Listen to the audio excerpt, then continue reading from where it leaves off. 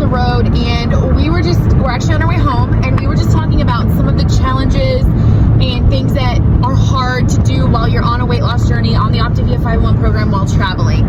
And one thing we just talked about was water. The problem with water intake is if you drink the water like you normally would throughout the day, then that means you're stopping all the time to take restroom breaks, which severely slows down your travel time, which can cause more issues.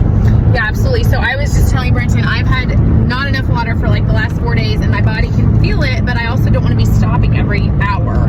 So that is a challenge definitely while you're on the road. We made sure to bring plenty of water, but you kind of have to decide whether you want to like drink it all when you get there and be up all night, whether you want to stop a lot of times during the day, or whether you're just going to try to be reasonable and set the water goal to the side for a few days. So if you're a passenger, then I would suggest drink it all when you get where you're going for the day and be up all night, because you can sleep all day while the driver drives. If you're the driver, just hope you have a big bladder, I guess. I don't know. So that is definitely one of the challenges. I feel pretty good about like my road trip snacks. I brought fuelings, I brought almonds, I brought string cheese.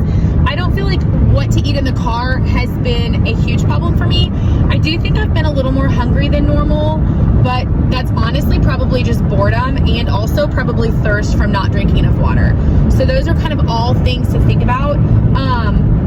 We definitely encourage you to bring your fuelings, obviously, like the road trip snacks that fit within the confines of program. I mean, I brought a cooler with almond milk and Jello. I'll probably insert a clip here from when I did a little real packing for what I brought so you guys can see. Okay, here's a little clip of what I packed. I obviously brought fuelings, but a lot of what I had was hot stuff, and so I didn't have enough like bars, so I had to supplement a little bit. But I also brought some almonds as a healthy fat, and as well as some string cheese. This has really saved me when I didn't get enough protein. I brought some sparkling ice drinks, Jello, whipped cream for my coffee, silk almond milk for my coffee, and of course, Dr. Pepper to drink. All of these things helped me. What else? We're going to talk in a little bit about the funeral eating and what we did for an event that we couldn't control, but do you have any other tips, babe, for travel or challenges? Plan ahead. Yeah, plan ahead. We always say not having a plan is planning to fail. You're going to see in the next few clips here, I'm filming this the next day, but just about what I did yesterday when we were staying with someone else, they were cooking, and then also with the funeral, or you know, if you're going to a wedding or an event, you know, if you're going to a restaurant, you can obviously order something that perfectly fits or closely fits within your lean and green parameters, but it's a little harder when you're at an event or, you know, staying with family members. So these are just all kind of some things to think about. But I think the bottom line that I want to just say is, anytime you're losing weight, anytime you're doing it in the right way, it should be a lifestyle change, not just a diet. And in life, there are things that are going to pop up, like travel unexpectedly or events that you need to go to. And so it's all about choices. It doesn't have to be all or nothing. And I just want to encourage you, don't give up on your goals, but also give yourself grace and be reasonable. Do you have anything to add to that? And when you are forced to make that choice because that's what you have available, don't let that derail all of your progress before and what's coming after. Absolutely, absolutely. Sometimes it's out of your control.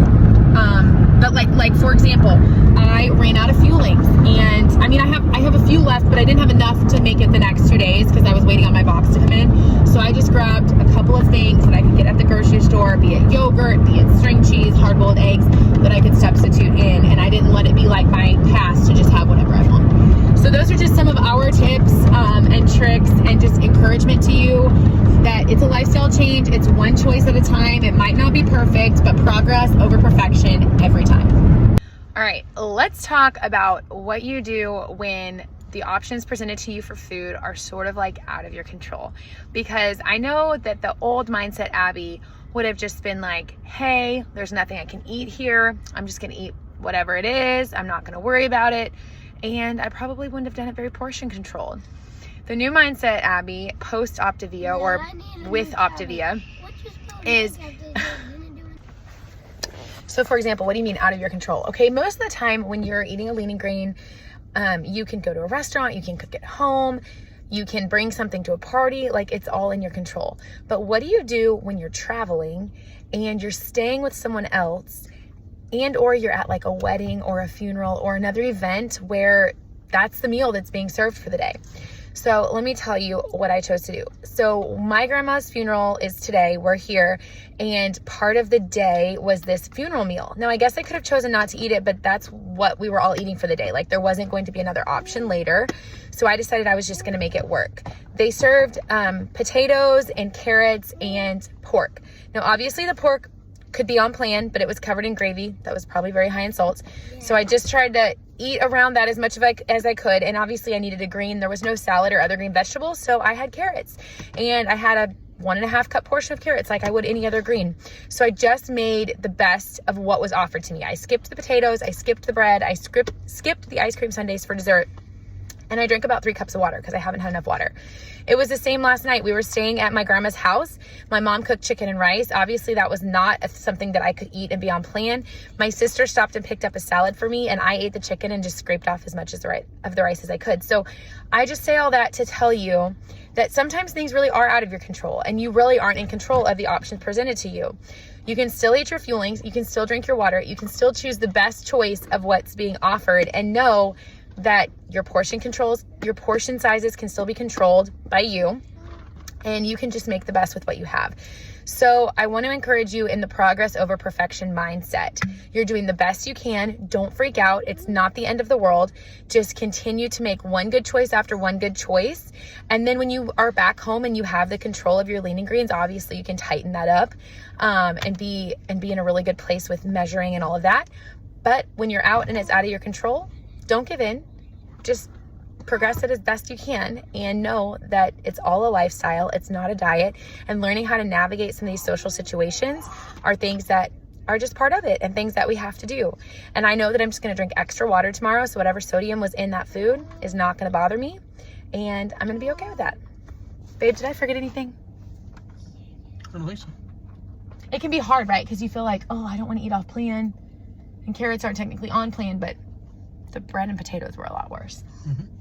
So you just kind of make the best of it. We've talked about that. What you can do. We've talked about that with weddings before too. I literally have gone to weddings with salad in my purse. Yes, multiple times. But I didn't really know what was being served today, and